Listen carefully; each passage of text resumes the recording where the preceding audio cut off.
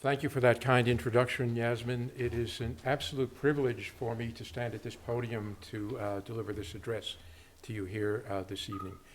Before I get started, I just have to offer one qualification here. I am presently an employee of the National Institute of Standards and Technology, part of the U.S. federal government. The opinions, and I have a lot of them to talk to you about tonight, about structural failure and structural safety, are strictly my own and not necessarily those of the view of the federal government. Having said that, let's get going. I think that most structural engineers go through a rite of passage early in their careers when they realize the full burden of their responsibility for life safety. When they recognize that their work is no longer a university classroom exercise and the consequences of errors can be catastrophic. For me, this rite of passage peaked in 1981 when I investigated the collapse of the Hyatt Regency walkways in Kansas City, Missouri.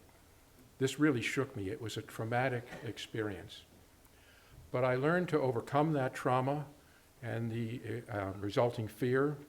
And over time, I learned that a solid understanding of what does and does not cause buildings to fail can allow us to focus on the most important issues so that we can innovate and create beautiful, responsible structures while still meeting life safety. I had my eyes set on engineering, as Yasmin said, at an early age, but there were some turns in this road. My dad was an electrical engineer, and I wanted someday to be an engineer like him. I enrolled at Tufts University in civil engineering, and my mentor there, Professor Kentaro Tsutsumi, recommended two things to me that set my direction. First, that I should apply for a summer internship at a company unknown to me called Simpson, Gumpertz & Hager, or SGH. And secondly, that I should apply to graduate school at the University of California at Berkeley. I pursued both of those suggestions successfully. SGH was and is an amazing place, and I learned from some of the structural engineering giants at UC Berkeley. So when I finished graduate school, I returned to SGH. Now, SGH was founded by 3 MIT professors. It was still a relatively small consultancy in those days of about 30 people. My first boss and mentor was Frank Hager, who was an absolutely brilliant engineer with boundless energy and enthusiasm. And as Yasmin mentioned, I wound up staying at SGH for 45 years until I retired there in 2020. I worked on some exciting projects as a design engineer in those early days, and Frank Hager piled responsibility on me, and I took it. We designed the base camp facilities for British Petroleum in Prudhoe Bay, Alaska. We designed a major medical complex in Karachi, Pakistan, and we designed several of the structures for Walt Disney World Epcot Center, including the geodesic sphere shown here, known as Spaceship Earth. And Frank Hager named me the project manager for the design of the sphere structure and the cladding when I was a mere 27 years old. It seemed like the future held a very exciting career in structural design for me. And then on July 17, 1981, 2 of the suspended walkways in the Hyatt Regency Hotel in Kansas City, Missouri collapsed without warning, killing 114 people and injuring hundreds of others. This tragedy stands today as the worst, deadliest, non-intentional structural failure in U.S. history. Prominent among the many investigations of this failure was one conducted by our National Bureau of Standards, which is now known as the National Institute of Standards and Technology. But my firm, SGH, was engaged on behalf of one of the defendants in the resulting litigation.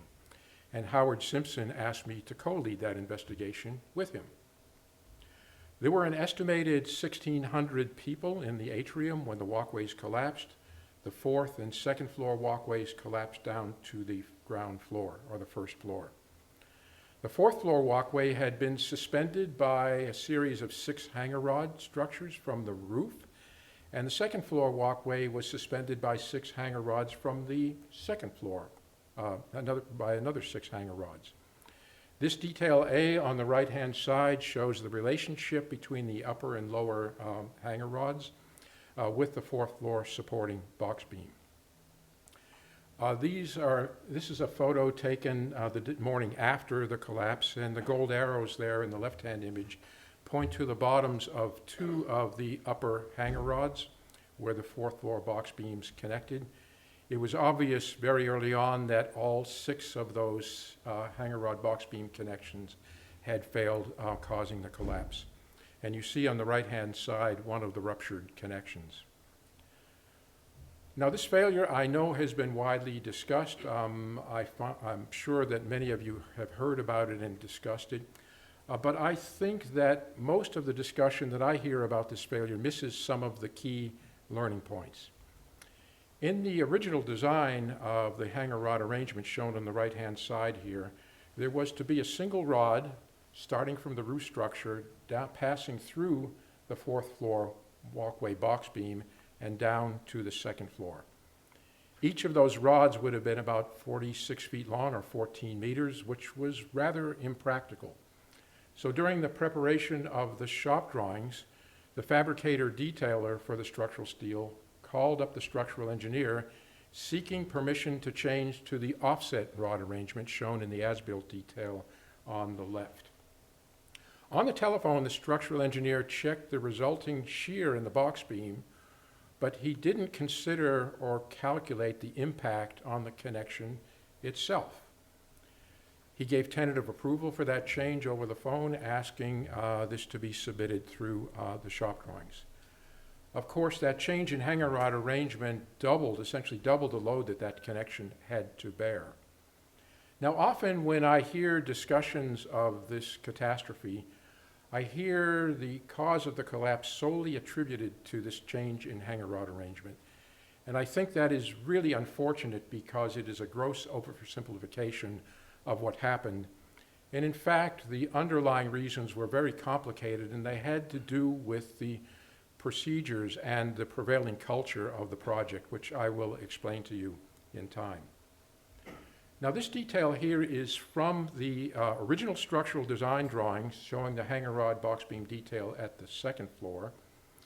The fabricator detailer looked at this drawing and took it to be a fully designed connection and simply echoed it on the shop drawings without performing any calculations or evaluation of its capacity.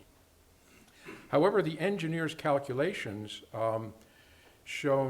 included some information shown here that tell another story. Here we see in the engineer's calculation sketch information such as the up arrow with the designation 22K, meaning 22 kips or 98 kilonewtons. This information was never transcribed onto the design documents. And if it had been, that up arrow and that 22K would have been the instruction for the fabricator detailer to design this connection. So in the end, no one actually designed these connections. So the first big takeaway of this failure is that even with the original hanger rod arrangement, the equivalent design strength of those fourth floor box beam connections was only about 55% of that required by code. The change in hanger rod arrangement cut that in half. So both the change in hanger rod arrangement and the failure for anyone to explicitly design the connection were the major technical contributors to this failure. Now, I like to talk about, and this is very common in US practice, of the technical and procedural causes of failures.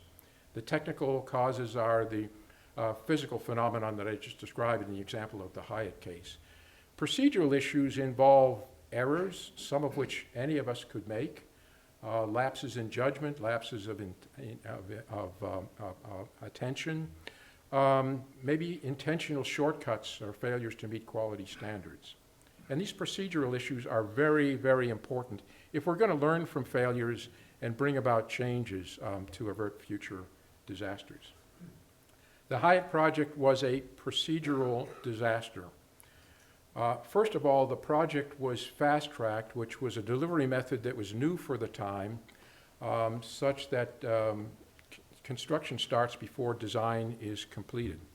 There were numerous changes in the walkway design during design development, and the 2 structural engineering staff assigned to this project quit in the middle of the project, so there was a loss in continuity there.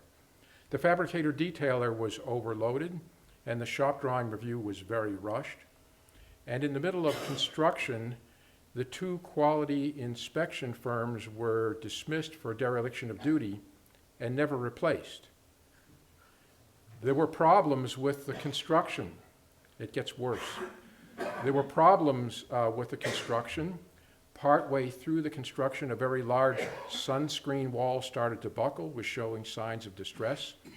And then one night, in the middle of the night, a large portion of the atrium roof collapsed. And that got a lot of attention.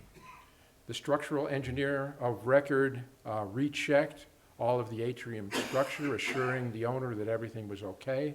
But out of an abundance of caution, that owner hired a second independent engineer to recheck the atrium. Incredibly, both of those reviews failed to catch the problems that caused the collapse. Now, this investigation for a young design engineer really shook me. I started asking questions like, how can something so horrible happen in our profession? And could this happen to me? And this is when I resolved to commit to learning from failures and to help bring about changes to prevent future disasters. I started working with my professional colleagues. I helped to co-found a new organization in the American Society of Civil Engineers called the Technical Council on Forensic Engineering. Its interests are quite broad, dealing not only with investigative practice, but how we can prevent failures based on the lessons learned from them. The photo on the upper right is from the first meeting of the Executive Committee of the Technical Council in 1985, and I'm the young man in the back row with the light blazer there. Today, this council has grown in stature and size and activity, and it is a full-fledged division of ASCE with the 6 committees shown here, very active. I also helped to establish a new ASCE journal dealing with civil engineering failures called the Journal of Performance of Constructed Facilities. And since its founding in 1987, it has published really excellent case studies and topic papers around failures. I started performing more investigations and did so through my remaining time at SGH. One of these was the failure of a suspended scaffolding at the 100-story John Hancock Center, very tall building in Chicago. This scaffold collapsed in a windstorm in March of 2002, killing 3 motorists and injuring several others. The scaffolding system had been custom designed and built just for a facade refurbishment project. It involved a long platform, 100 feet long or 30.5 meters long, and which was suspended by 2 hoisting cables from a pair of outriggers shown on the right-hand side. On the day of the collapse, it was too windy to work. The weather records reported peak gusts near the ground of about 56 miles an hour or 90 kilometers per hour. The platform had been moored near the mid-height of the building, and the platform was caught in a downdraft which overturned one of the outriggers. That outrigger fell all 100 stories down into the street. One end of the platform fell, swung around the corner of the building, crashed into the adjacent facade, disintegrated, and fell to the ground. Very sad story. These outriggers rode on steel tracks on the building's roof, which was part of the building's window washing system, and they had 3 mechanisms intended to resist overturning. The first were counterweights shown at 1 on the inboard end of the cable truss. The second was the uplift resistance of the 2 inboard of the roller carriages that run on the inboard track. And if you can see the detail in 2A, it shows a pair of small underflange rollers beneath the flange of the tracks to provide that uplift resistance. A tragic part of this story is that those roller carriages were originally designed and delivered to the building with larger underflange rollers, as shown on the left, but these wouldn't clear the splice plates in the roof track, and so the smaller underflange rollers shown on the right-hand side were substituted. But this substitution was done with no engineering review or formal approval. It just happened. So the third part of the intended overturning resistance was the introduction of some wire rope lashings, shown at 3, which were to tie the inboard outrigger frame to the track below. This was an attempt to compensate for the substitution of the smaller undercarriage rollers. Now, our investigation showed that all 3 of these means of overturning resistance failed in sequence. First, there was a splice in the cable truss because the 4 fist grip clips that made that truss were not properly installed. And when that splice slipped, it diminished the effectiveness or capacity of the counterweights. Secondly, the lashing at 2 was not effective because it was too flexible relative to the resistance provided by the uplift rollers. So all of the overturning job really fell to those uplift rollers, and those small substituted uplift rollers were not up to the job. They fractured, and the carriage overturned. Now, like the Hyatt project, this was another procedural disaster. The scaffolding team was large and complex, with numerous lines of authority and communication that were very confused. It was later revealed, many errors in the calculations, and the outriggers, even by design, had inadequate overturning resistance. The contractor never supplied complete and accurate submittals. The scaffold components were substituted without any review or formal approval.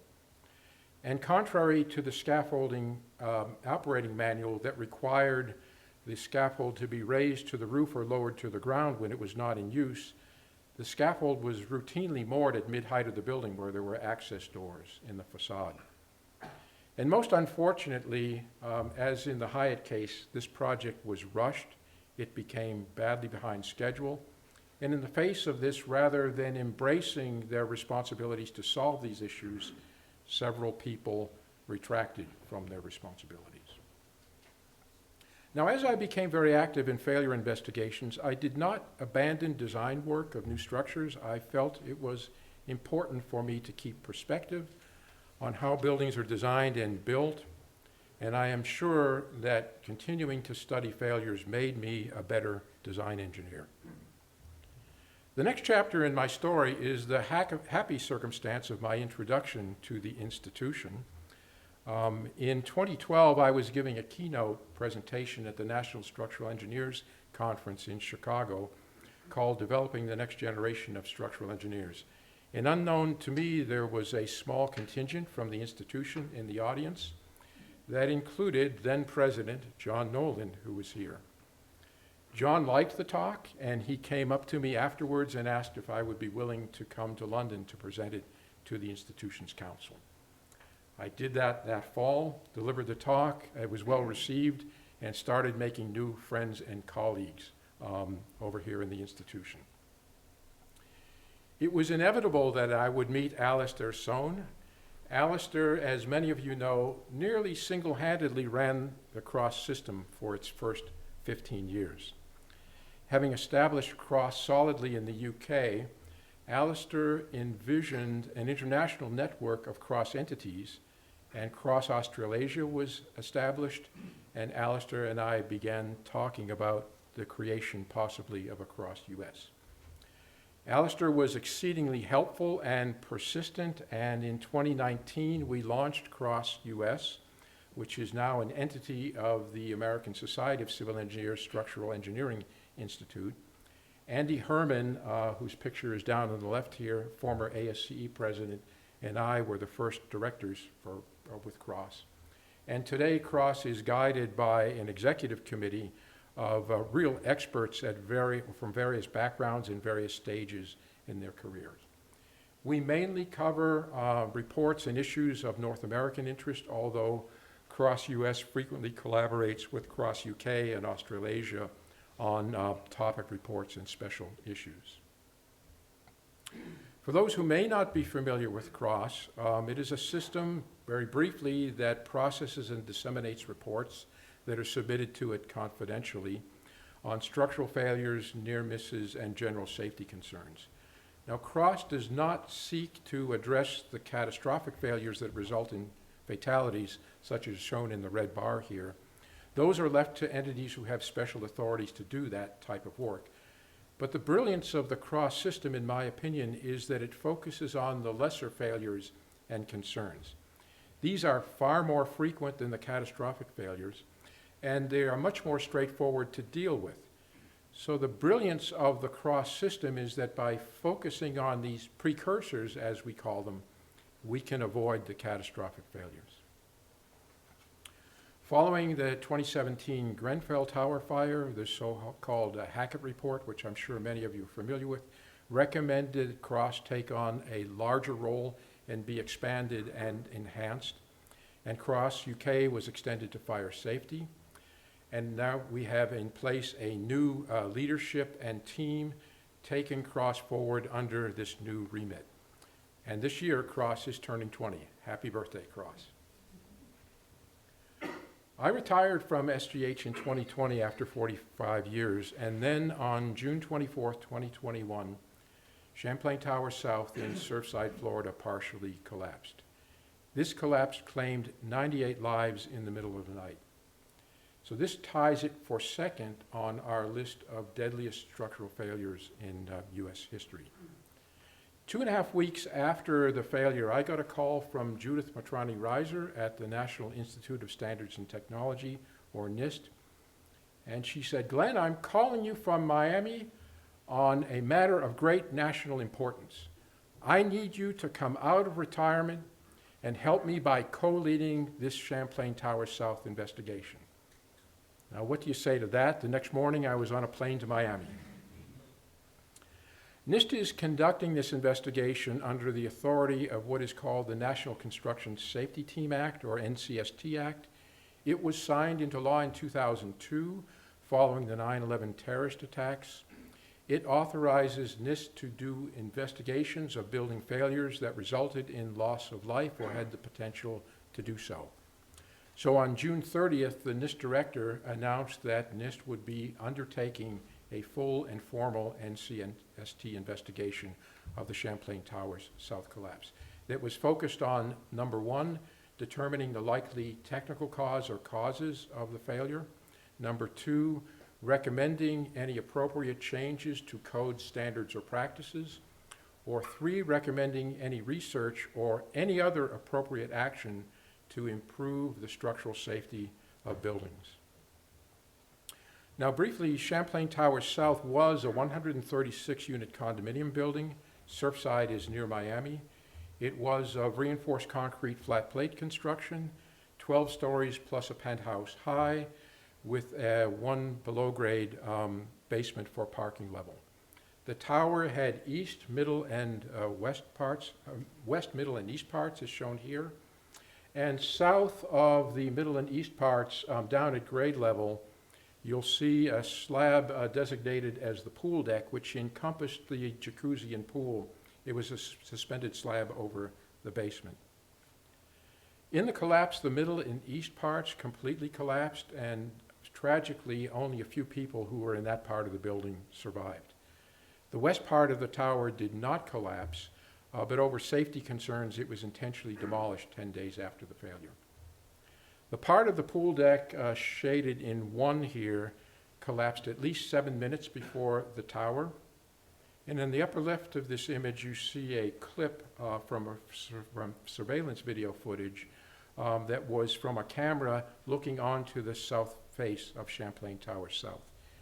The first frame of this video that shows the tower collapse, in that we see the collapse just in progress. We see the precipitous drop of the tower had just started a second or perhaps a bit more before 1:22 a.m. and 17 seconds. In the tower collapse, the middle part, shown at 2, collapsed first, and the eastern part, shown at 3, followed after that. Early on the collapse site, NIST worked around the building footprint, but we could not go into it, so we would not interfere with the search and rescue operations. So leveraging governmental and academic resources, we were able to set up remote sensing instruments in 2 buildings adjacent to the collapse site so we could document the taking apart of the collapsed pile.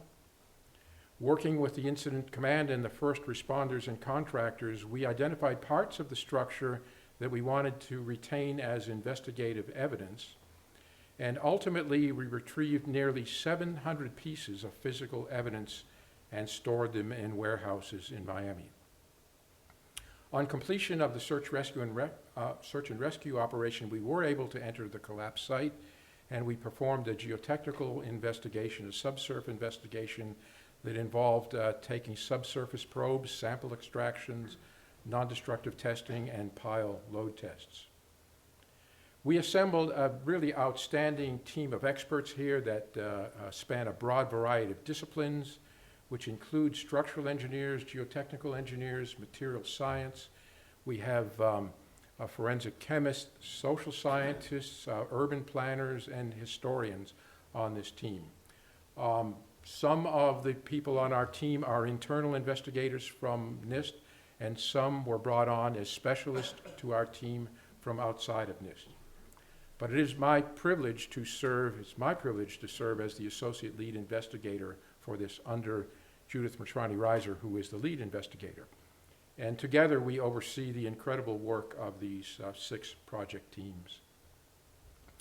Now, this has been a very, very challenging investigation. By some measure, the most complex and difficult investigation of its type I've ever been involved with. Why is that? Well, first, the building stood for 40 years and then collapsed in the middle of the night without any apparent triggering mechanism. Why was that? As I will show you, the building had widespread design and construction problems that collectively posed many potential failure points or failure scenarios throughout the building. We had to sort through all of those possibilities. And third, there was very limited documentation of the original design and construction of the building surviving. So because of these complexities and because of the intense scrutiny of this investigation, and because of the potentially really large impact of our recommendations, which I'll talk about later, we have had to perform a very rigorous and thorough investigation here. Our mantra is no stone unturned. Early on, we adopted about 24 hypotheses for the initiation of the failure, and we analyzed each of these with this 2-pronged approach here, shown in this graphic. On the left-hand side, what we call computational collapse analysis. We seek to find a place or places in the structure where the loads or the demands at the time of failure exceeded the ultimate strengths or breaking strengths or capacity of members and connections. The right-hand side we call collapse evidence analysis. Examples of collapse evidence are some videos that were taken at the time of failure, thousands and thousands of photographs of the structure before and after the failure, body cam images, and some really excellent eyewitness interviews. Now I'm going to describe some of the preliminary data that we have collected and analyses that we have done with that. Please understand that our investigation is ongoing, so this presentation does not constitute in any means NIST's findings or recommendations. These will be included in our report. Having said that, we prepared an independent design check of the original structural design of CTS. That check found pervasive instances where the design of the pool deck slab and the connections failed to meet both the original codes and standards that would apply today. This slide summarizes the check of the pool deck against the original codes and standards. The yellow and red icons indicate widespread areas of moderate and severe understrength, respectively. In some instances, the design provided less than half the code required strength. The tower also had many instances of moderate understrength and a few areas of severe understrength, although these were generally not as pervasive and severe as in the pool deck. The building also had widespread deviations in the construction from the design requirements. In the pool deck and in the tower, The top layer of reinforcement in the pool deck was placed lower than required by the design documents. We found it was very close to an average of about 2 centimeters of cover, 2 inches, about 5 centimeters of cover, where the design requirements required 3/4 of an inch or 2 centimeters. That difference makes a huge difference in the capacity of that connection. We also found that the top reinforcing in the column strips of the pool deck slab was spaced wider than required by the design, resulting in less area of steel reinforcement in those areas. This slide shows a couple of images from the tower. The slide on the left shows a 3-inch or 7.5-inch offset in column location from one story to the next, way out of tolerance. And the bars in the lower column are offset in the column footprint in a direction that exacerbates this eccentricity.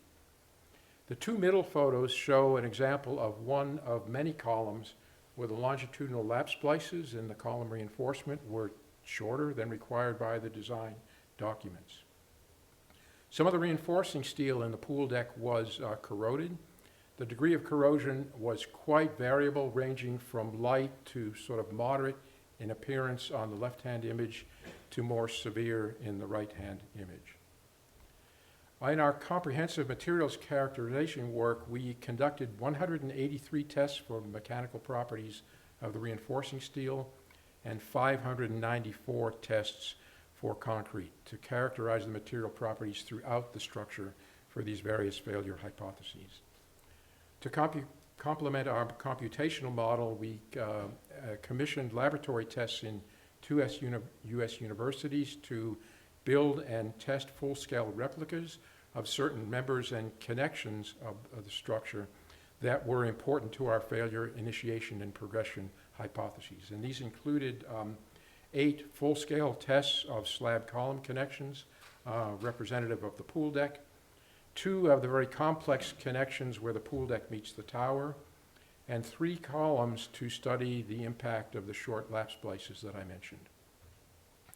One of our leading hypotheses for collapse initiation has been a failure in one of the slab column connections in the pool deck, and to evaluate that, we have been combining the laboratory tests with 2 analytical models. This has turned out actually to be extremely challenging to accurately represent the failure strength and ductility of these types of connections. And part of that is that, the reason for part of that is that most of the literature that is available for the performance of these test specimens, these types of connections, is based on laboratory tests of a single column and an isolated section of slab above that.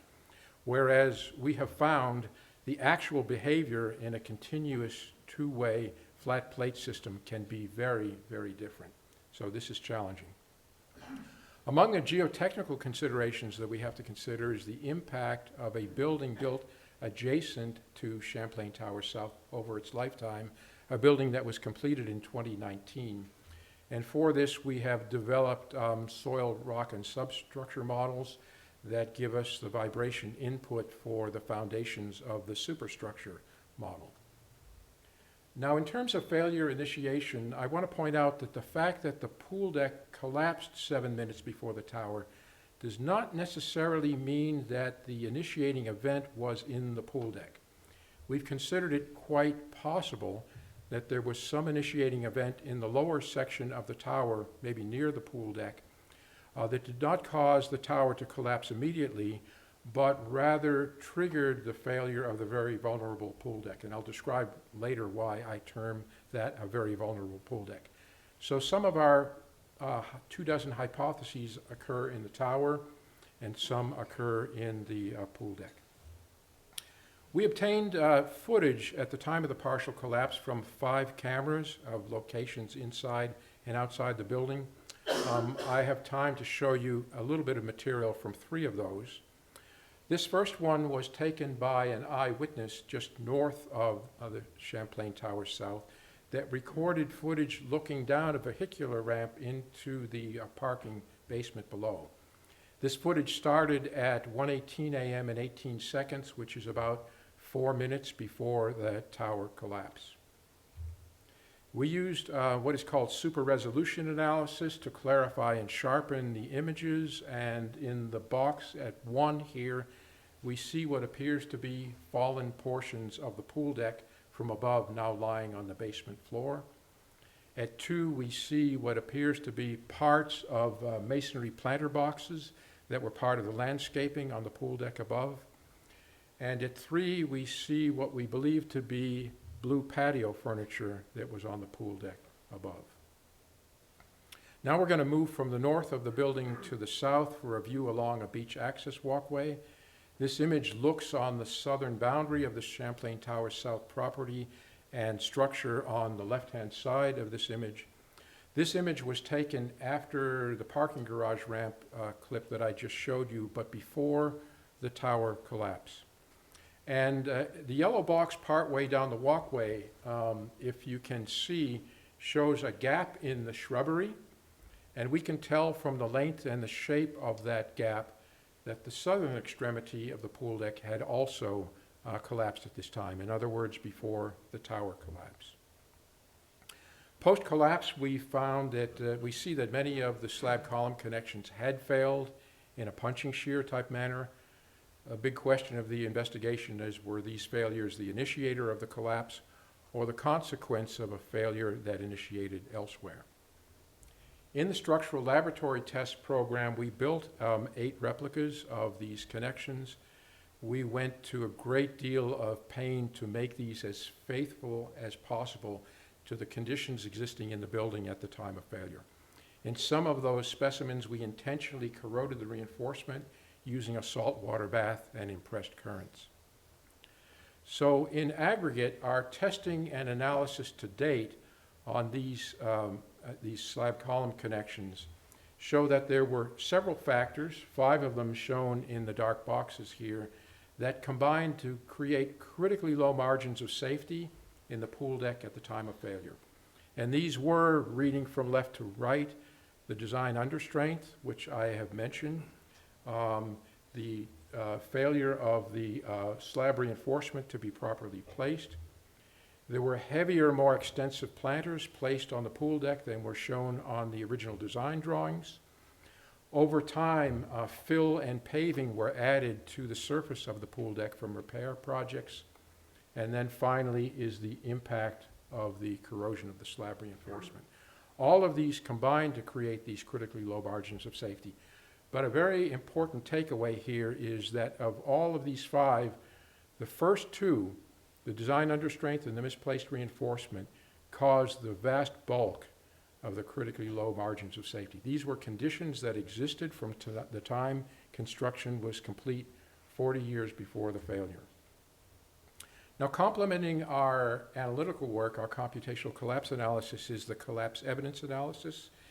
In the month before the collapse, an eyewitness that we reviewed, or multiple of them, shared that a sliding glass door that was on the northern edge of the pool deck broke multiple times and eventually became inoperable.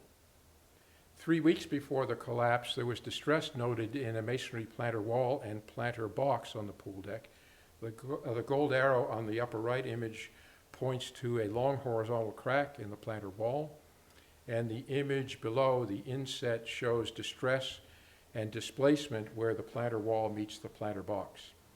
And the drawn image on the lower left shows how these forms of displacement are consistent with excessive deflections in the slab itself. Now, our team found a photograph of the same planter box taken in April of 2020, which was 14 months, before these images here, and those showed no distress in this planter box. So something happened in that 14-month interval. Also of great interest here is that the slab column connection at grid line K13.1, shown in the upper image here, in this area of distress, has one of the lowest calculated margins of safety in our work to date. In the 3 weeks before the collapse, an eyewitness described that a gate between the pool deck and the street level parking had become jammed and was inoperable. 3 weeks before the collapse, that eyewitness noted that the northern panel of the gate had been displaced downward relative to the southern part by some measure that he described as less than half an inch. But by the week before the collapse, that displacement had increased to about an inch. In the hours before the collapse, one eyewitness described a water leak emanating from the ceiling of the garage below that is in the area highlighted with the purple arrow here. And he described that water leak at the time of 9 hours before the collapse as a drip, but that drip had increased to what he called a water faucet by 3 hours before the failure. Now, I've described here the analysis of only one of these 24 hypotheses, arguably one of the important ones. But in summary, our work to date indicates that it's more likely that the collapse happened in the pool deck than in the tower, and at the time of the failure, the pool deck slab column connections had critically low margins of safety. Equally important, though, to the question of how the failure initiated is how it progressed from the pool deck into the tower. If that progression had not occurred, the tower would not have collapsed. There would have been no fatalities here. So this is a very important consideration in our findings. Our primary considered scenario for how this pool deck collapsed into the tower is shown on the right-hand image here. Early on, we hypothesized that as the pool deck structure collapsed, it weakened the floor slab column joint of the tower, causing it to fail under the high axial compression load. And we examined this hypothesis through our structural laboratory test program. The image on the left here shows the application of the loading sequence in our laboratory testing of these joints. We first applied an axial load to the column to an amount that was equivalent to the gravity load at the time of failure. And then we broke the section of the pool deck slab away by pressing down at the yellow arrow 1 and out at the yellow arrow number 2 until the pool deck section separated. And the result of that testing confirmed our considered scenario that the failure progressed from the pool deck into the tower in this manner.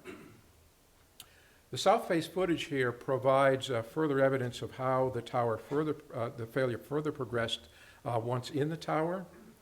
This is an image looking onto the south face that was taken about an hour and a half before the failure.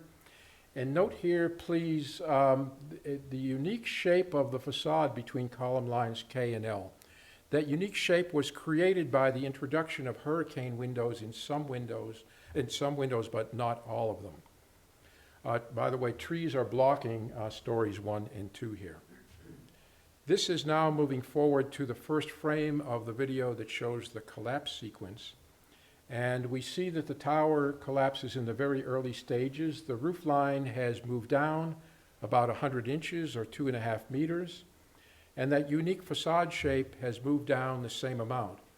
But very importantly, its shape hasn't changed. It's moved down uniformly. And if you continue in the sequence, you see that that uniform progression continues. And that tells us that the failures that precipitated the tower collapse must have been low in the building, at least below the 3rd floor. Moving back now to that first frame sequence, we've drawn here a profile of the slab at the 12th floor level. And this shows us the amount by which each of the floor had dropped by through the I, K, L, and M at this point in time. We can tell from this that column lines K and L went first, with K perhaps a little bit ahead of L, followed by I, and then later at M. So our summary about preliminary findings of progression to date shows that the collapse of the pool deck occurred 7 minutes before the precipitous drop of the tower. The collapse spread from the pool deck into the tower as the collapsing pool deck compromised this slab column connection in the tower, probably at column lines K and or L. And the tower's low resistance to progressive collapse allowed that collapse to spread throughout the tower, starting at 2 and then extending several seconds later at 3. Now, we expect our recommendations from this investigation to have broad impact on buildings across the U.S., if not across the world, particularly for how we ensure the ongoing structural integrity of existing buildings. This slide shows an extensive list of recommendation topics that we are discussing, but this list is not exhaustive. But we expect particular attention on the 4 bubbles in the middle here. This tragic event has revealed flaws in our systems, and quality is at the heart of it. This is what we have to go to work on. We expect to complete our investigations work, technical work this year, and we're going to have a detailed public update in mid-2026 on our findings. Subsequently, our written reports will be submitted for technical and policy review. So I want to close here with a few thoughts on the nature of causes and causes of failures and their prevention. First of all, structures are vulnerable to collapse at all stages of life, and that a track record of survival is no guarantee of future safety. In the decade encompassing the years 1978 to 1987, we experienced in the United States an unprecedented rash of structural collapses, large collapses that claimed many, many lives. I've called this a decade of disaster and made studies that I've published on all of these. In the decade of disaster, 4 of those failures happened during construction, 3 in the first 5 years of the life of the structure, and 2 when the structure was 25 years old or more. I once investigated the roof collapse of a 20-year-old building during my work at SGH. And the story here was that the roof structure were trusses, but they had fabrication deficiencies that compromised their strength. But during the original construction, non-structural partitions were built up tight under the bottom core of the joist. And 20 years after the building was opened, in a renovation, those non-structural partitions were removed. And in the first snowstorm after that, the roof collapsed. This just goes to show that failures can happen at any age and for a variety of reasons. If we're going to see that failures turn into improved structural safety of buildings, we have to address these procedural issues that I have discussed. But we find that these are recurring again and again and again. If you look at the CROSS database, it cites 203 reports where quality assurance was an issue, 268 where quality control was an issue, and another 373 citing quality management. This tells us we are not fully converting our lessons learned into improved structural safety. This has to be addressed. Poorly defined responsibilities and poor communication are major factors, as I've described in the Hyatt walkways collapse and the John Hancock scaffold collapse, but this is a common problem and source of failures in my experience. A local failure that might be only an annoyance can be large and catastrophic if it is allowed to progress.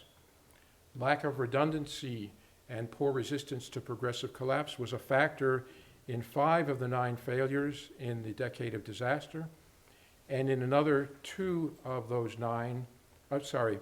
9 progressing. I'll leave it at that. Finally, unheeded warnings. In 4 of the 9 collapses, there were signs of distress that were noted, but those warnings were not translated into actions that averted the failure. In another 2 of the 9, there was a lack of effective inspection to catch the problems before the collapses occurred. We have to heed these warnings. Now, when people ask me about the Champlain Tower South investigation, they say, gee, this must be such a fascinating and complex puzzle to solve. And my response is, yes, it's difficult, yes, it's complex, but that's not why we do this work. This is not about solving a technical puzzle, it's about people. This is emotionally draining work, but our failure to do it would be a terrible injustice to the many, many people who have lost their lives in structural safety over the years. Our attention to structural safety and learning from failures cannot be episodic, meaning it cannot be something to which we only turn our attention in the rare occurrence of a Hyatt Regency or Champlain Tower South failure. It must be part of our ethos, ingrained in every engineer from a young age. We must be continuously diligent. Assuring structural safety involves the participation of people well beyond engineers and builders. It involves societal issues, economic issues, regulatory issues, government issues. We have to approach this work in a manner that is all-encompassing and complete. Quality requires attention at the organizational and the individual levels. At the organizational level, leadership must set and support the right culture. And at the individual level, individuals must have the right competencies. Evaluations of existing buildings, for example, require skills that are special and somewhat different than those skills that it takes to design a new building. Owners and managers particularly have to be specially qualified for their roles in assuring the structural safety, the ongoing structural safety of those buildings. And finally, those of us who are charged with structural safety have heavy responsibilities. There are always time and money pressures that we have to fight against. When distressed buildings show signs of failures in advance, we have to call these out and see that corrective action is taken before it's too late. Structural safety requires courage. Thank you.